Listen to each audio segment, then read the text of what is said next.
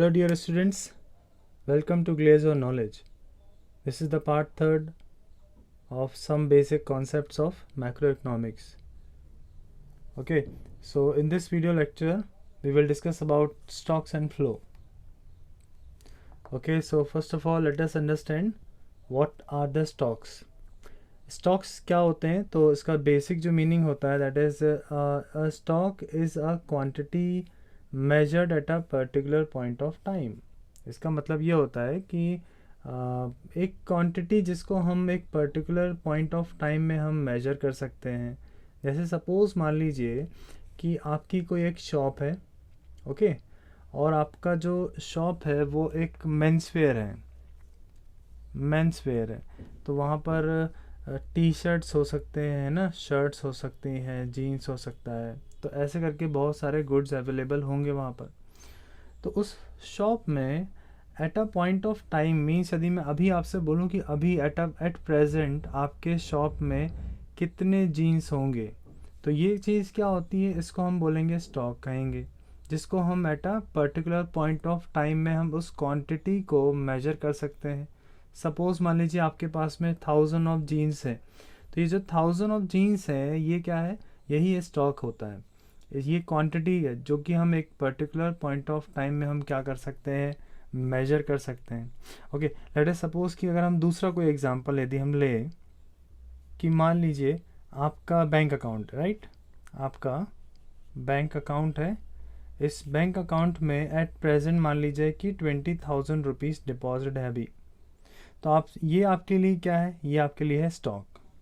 तो हम किसी एक पर्टिकुलर पॉइंट ऑफ टाइम में जिस क्वांटिटी को हम मेजर कर सकते हैं, ये चीज़ क्या होगी, ये होगा आपका स्टॉक कंसीडर किया जाएगा. Okay, so the next term is flow. So what is flow? देखिए, फ्लो का मतलब आपको पता है कि बहना. फ्लो जैसे रिवर में वाटर क्या होता है, फ्लो करता रहता है कंटिन्यूसली, तो वो एक पॉइंट पे रुकता नहीं है. जबकि स्टॉक जो होता है किसी एक पॉइंट पे रुका रहता है, राइट. तो फ्लो का मतलब क्या होता है कि a flow is a quantity measure over a specified period of time. तो इसकी डेफिनेशन को यदि देखा जाए तो अगर आप मानिए कि इसको छोड़ दीजिए, आप समझिए कि जैसे आप मान लीजिए आपका बैंक अकाउंट है, जैसे कि मैंने भी आपको बताया, राइट, कि आपका क्या है, एक बैंक अकाउंट है. जिस बैंक अकाउंट में आपके पास 20,000 रुपीज़ क्या है, डिपॉजिट है. और अब आप क्या कर रहे हैं, हर दिन या हर महीने आप क्या करते हैं, 1000 रुपीज़ क्या कर रहे हो, यहाँ पे डिपॉजिट कर रहे हो. तो यहाँ पर जो फ्लो कहलाएगा वो क्या है, वो है फ्लो. 1000 रुपीज़ का फ्लो है ये. तो फ्लो का आप मीनिंग क्लियर हो गया होगा. तो ये फ्लो हो गया. इसमें हम ये भी देख सकते हैं कि बैंक यदि आपके डिपॉजिटेड मनी में आपको क्या देता है, अगर इंटरेस्ट देता है, ओके. सो अगर आपको हर महीने का अगर इंटरेस्ट मिल रहा है, सपोज़ मान लीजिए 100 रुपीज़ आपको क्या मिल रहा है, हर महीने आपको क्या मिलता है, इंटरेस्ट मिलता है. तो ये भी क्या है, ये भी एक टाइप का फ्लो ही है. आई होप क्लियर हो गया होगा, राइट. इसी तरह से हमारे जो इनकम होती है, एक्सपेंडिचर होते हैं, प्रोडक्शन होते हैं, कंजम्पशन होते हैं, ठीक है ना. तो ये जो चीज़ें होती हैं ये सब फ्लो के अंदर काउंट की जाती हैं. आई होप क्लियर हो गया होगा सारे बच्चों को. Okay, so now let us move on to the next topic, and the topic is 4 sectors of the economy. Okay, so from the macro point of view, अगर हम मैक्रो के point of view से देखें तो जो economy होती है, किसी भी कंट्री की इकोनॉमी जो होती है वो इन 4 सेक्टर्स में डिवाइड होती है. तो ये जो 4 सेक्टर हैं वो कौन कौन से हैं? फर्स्ट सेक्टर है हमारा household sector, second one is producer sector, third one is government sector, and the last one is external sector. Okay, so इन चारों सेक्टर का क्या रोल है, इनको हम समझेंगे. So let's start. First of all हमारे पास में है household sector. It includes consumers of goods and services. मतलब जो भी गुड्स और सर्विसेज को कंज्यूम करते हैं वो कंज्यूमर होते हैं. इसका मतलब है कि हाउस होल्ड सेक्टर में कंज्यूमर आते हैं. और हाउस होल्ड सेक्टर जो होते हैं वो फैक्टर ऑफ प्रोडक्शन के ओनर कहलाते हैं. ओके, इसको अभी अपन समझेंगे. The first sector is household sector, means कि it includes consumers of goods and services. Household sector वो होते हैं जो गुड्स और सर्विसेज को कंज्यूम करते हैं, राइट। तो जो भी पर्सन किसी भी तरह के गुड्स या सर्विसेज को कंज्यूम करता है, मतलब वो कंज्यूमर है, और वो कंज्यूमर है इसका मतलब है कि वो एक हाउस होल्ड सेक्टर में काउंट किया जाएगा। और आपको एक और इम्पॉर्टेंट बात मैं बता दूं कि जो हाउस होल्ड सेक्टर्स होते हैं उनको ओनर्स भी कहा जाता है फैक्टर ऑफ प्रोडक्शन का, राइट। हाउस होल्ड सेक्टर ही क्या कहलाता है, owner of the factor of production कहलाता है। इसको अभी अपन आगे समझेंगे कि फैक्टर ऑफ प्रोडक्शन क्या होते हैं, right. So let us now move on to the next sector. तो the next sector is producer sector. Okay, so producer sector आपको वर्ड से ही समझ में आ रहा है कि जितनी भी प्रोड्यूसिंग यूनिट्स होंगी किसी भी इकोनॉमी में, वो सब क्या कहलाएगा, प्रोड्यूसर सेक्टर कहलाएगा। ओके, सो जितने भी तरह के गुड्स और सर्विसेज का प्रोडक्शन होता है, तो यहाँ पर जो फर्म्स होती हैं वो क्या करती है, फैक्टर ऑफ प्रोडक्शन को या तो परचेज करती है या फिर हायर करती है। और ये जो फैक्टर ऑफ प्रोडक्शन जो होता है किसके पास में, अभी अपन ने पढ़ा, वो है हाउस होल्ड के पास में, क्योंकि हाउस होल्ड जो होते हैं वो फैक्टर ऑफ प्रोडक्शन के ओनर होते हैं। तो जो प्रोड्यूसर होता है वो क्या करता है, इसी फैक्टर ऑफ प्रोडक्शन की जो सर्विसेज हैं वो परचेज करता है प्रोडक्शन के लिए या फिर उसको हायर करता है, ठीक है। Okay, so the next one is government sector. Okay, so government sector मतलब क्या होता है कि यहाँ पर गवर्नमेंट जो होती है वो एक वेलफेयर एजेंसी होती है, जैसा कि हमने पढ़ा है पिछले टॉपिक में, जो कि एक सोशल सर्विस का भी काम करती है और चाहती है कि हमारे कंट्री में जितने भी लोग हैं सबका वेलफेयर हो सके, तो वेलफेयर का काम करती है। तो यहाँ पर गवर्नमेंट एक एज अ वेलफेयर एजेंसी होती है, वेलफेयर एज ए एजेंसी होती है, और एक तरीके से गवर्नमेंट जो होती है वो प्रोड्यूसर भी होता है, राइट। गवर्नमेंट भी क्या कहलाता है, प्रोड्यूसर। तो इसको अपन आगे समझेंगे। तो इस तरह से हमारा थर्ड कैटेगरी यहाँ पे कंप्लीट हो जाता है। Okay, so the last one is external sector. External sector includes all such activities which are related to export and imports of goods। मतलब क्या हो रहा है कि ये वो सारी एक्टिविटीज़ होती हैं जिनका जो एक्टिविटीज़ होता है वो एक्सपोर्ट और इम्पोर्ट से रिलेटेड एक्टिविटी जितनी भी होती हैं वो सभी एक्सटर्नल सेक्टर में काउंट किया जाएगा। एंड जो फ्लो होता है कैपिटल का वो डोमेस्टिक इकोनॉमी और रेस्ट ऑफ द वर्ल्ड के साथ में होता है यहाँ पे। क्योंकि अगर हम एक्सपोर्ट की बात करेंगे तो मतलब क्या होगा कि हमारे जो डोमेस्टिक प्रोडक्ट हैं वो कहाँ जा रहे हैं, आउट ऑफ द कंट्री जा रहा है। और यदि हम इंपोर्ट करेंगे तो क्या होगा, किसी बाहर के कंट्री का जो प्रोडक्ट है वो हमारे कंट्री में आ रहा है।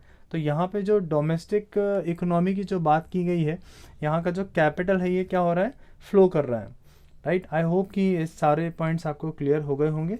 Okay, now let us move on to the next topic. So the next topic is intersectoral flow and it is a very important topic। इसको आप ध्यान से समझिएगा। देखिए क्या होता है कि हर सेक्टर जो होता है इकोनॉमी में वो हर दूसरे सेक्टर से क्या होता है, कहीं ना कहीं डिपेंड करता है, हर दूसरे सेक्टर पे डिपेंड करता है। इसी चीज़ को क्या कहा जाता है, इंटरसेक्टरल इंटरडिपेंडेंस। ओके, सो चलिए हम लोग इनमें देखते हैं कि वन बाय वन क्या होता है, किस तरह से कौन किस पे डिपेंड करता है। So the household sector जो होते हैं, अभी जैसे हम लोगों ने पढ़ा हाउस होल्ड सेक्टर क्या होता है, तो हाउस होल्ड सेक्टर जो होता है वो डिपेंड करता है प्रोड्यूसर सेक्टर पे। क्यों डिपेंड करता है, क्योंकि प्रोड्यूसर सेक्टर ही क्या करते हैं, गुड्स और सर्विसेज की सप्लाई करते हैं, ठीक है ना। और ये जो गुड्स एंड सर्विसेज की जो सप्लाई हो रही है ये कंज्यूमर की नीड्स है, क्योंकि उसको कंज्यूम करना है खुद पे। इसलिए हाउस होल्ड सेक्टर जो होता है वो डिपेंड करता है प्रोड्यूसर सेक्टर पे, ठीक है। इसी तरह से नेक्स्ट सेक्टर की तरफ हम चलेंगे। नेक्स्ट सेक्टर हमारा है प्रोड्यूसर सेक्टर। अब देखिए कि जो प्रोड्यूसर सेक्टर है वो डिपेंड करता है किस पे, हाउस होल्ड सेक्टर पे। क्यों डिपेंड करेगा हाउस होल्ड सेक्टर पे, क्योंकि हाउस होल्ड सेक्टर जो होते हैं अभी अपन ने पढ़ा वो होते हैं owner of factor of production के, जिसकी हेल्प से प्रोड्यूसर क्या करेगा, गुड्स एंड सर्विसेज का प्रोडक्शन करेगा। बिना फैक्टर ऑफ सर्विसेज के ये चीज़ें प्रोड्यूस नहीं हो सकती।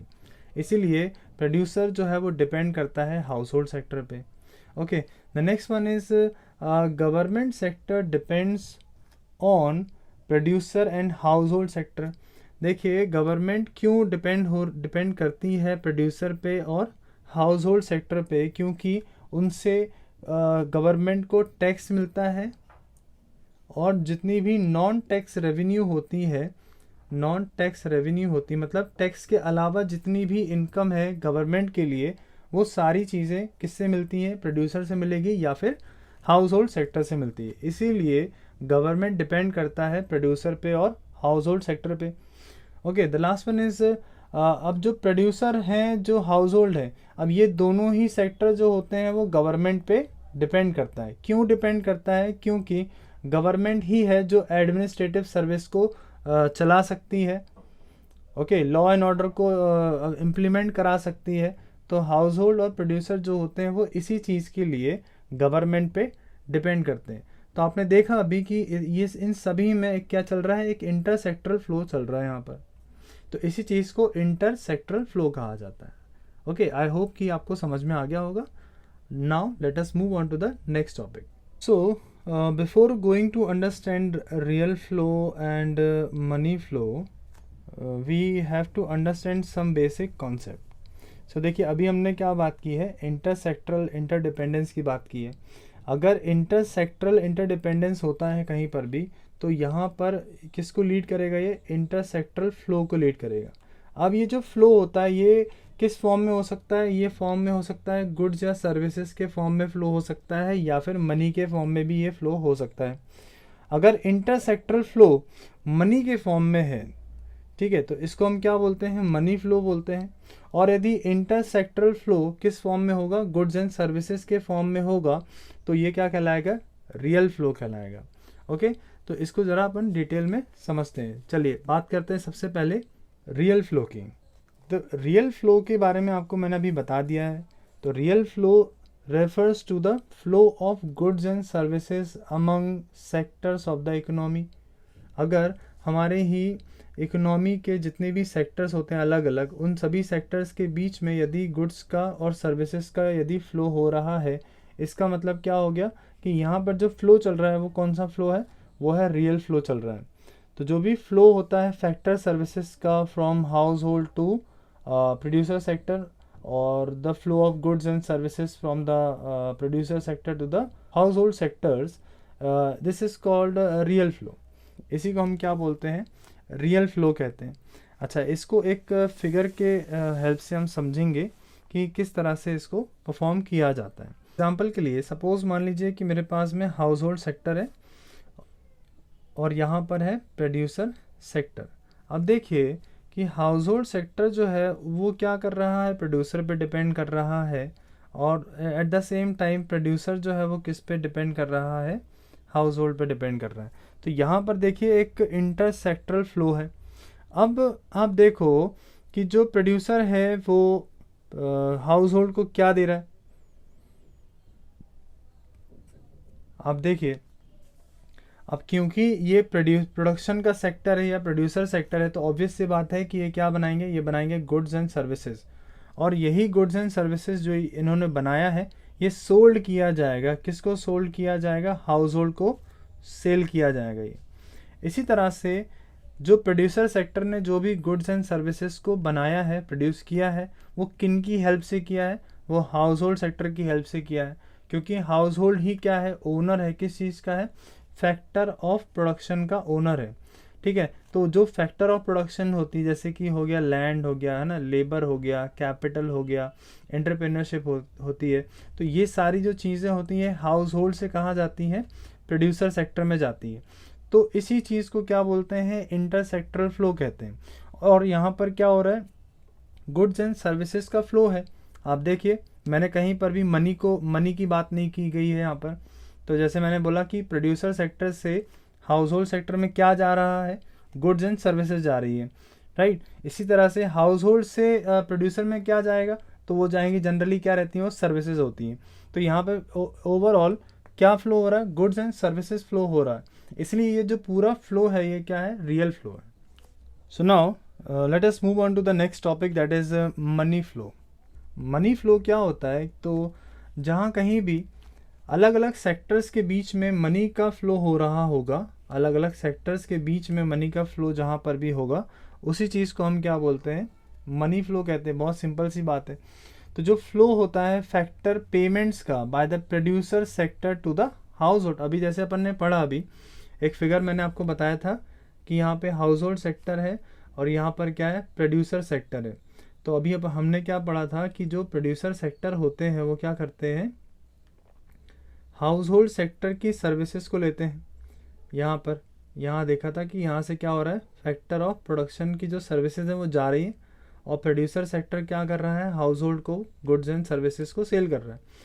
अब यहाँ पर इन रिटर्न क्या होगा कि जो प्रोड्यूसर सेक्टर है वो क्या करेंगे, हाउस होल्ड सेक्टर को पेमेंट करेंगे, राइट। प्रोड्यूसर सेक्टर क्या करेगा, हाउस होल्ड सेक्टर को पेमेंट करेगा। किस चीज़ की पेमेंट कर रहा है वो, फैक्टर सर्विसेज की पेमेंट कर रहा है। वहीं पर जो हाउस होल्ड सेक्टर है वो क्या करेगा, ये भी एक्सपेंडिचर यहाँ पे पे कर रहा है। किसको पे कर रहा है, प्रोड्यूसर सेक्टर को पे कर रहा है। किस चीज़ का है ये, क्योंकि हाउस होल्ड ने परचेज किया है किसका, गुड्स का या सर्विसेज का। तो यहाँ पर जो पेमेंट आ रही है वो आ रही है मनी के टर्म्स में। किस टर्म्स में आ रही है, मनी के टर्म्स में आ रही है। तो यहाँ पर जो पूरा जो ओवरऑल फ्लो बन रहा है ये किस टर्म्स में है, मनी के टर्म्स में है, इसीलिए इसको मनी फ्लो कहते हैं। आई होप कि आज का टॉपिक पूरा क्लियर हो गया होगा आपका। अब इस चैप्टर में हमारा एक सर्कुलर फ्लो बचा है जो कि हम लोग नेक्स्ट वीडियो में समझेंगे। आज के लिए इतना ही है, नेक्स्ट वीडियो में मिलते हैं। अगर आपको वीडियो अच्छा लगा और आपको समझ में आ रहा हो तो इसको लाइक, शेयर और चैनल को ज़रूर सब्सक्राइब करिएगा। Thank you.